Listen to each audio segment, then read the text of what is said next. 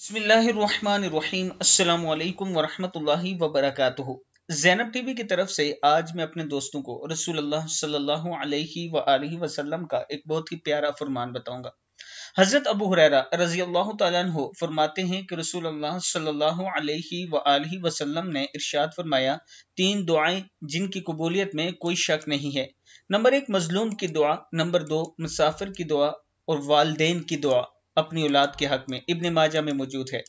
یعنی یہ تین لوگ اگر دعا کریں تو ان کی دعا ضرور قبول ہوتی ہے، ریجیکٹ نہیں ہوتی۔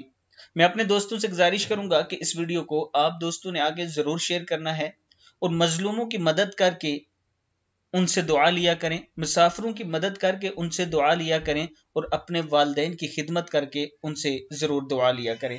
آپ دوستوں نے اس ویڈیو کو آگے ضرور شیئر کرنا ہے اور چینل کو سبسکرائب کرنا نہ بھولیں۔ السلام علیکم ورحمۃ اللہ وبرکاتہ۔